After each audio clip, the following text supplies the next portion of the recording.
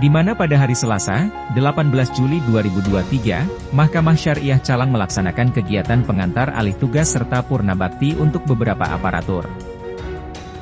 Adapun pengantar alih tugas untuk Ibu Hadatul Ulia yang saat ini telah menjadi Hakim Mahkamah Syariah Lok Semawe.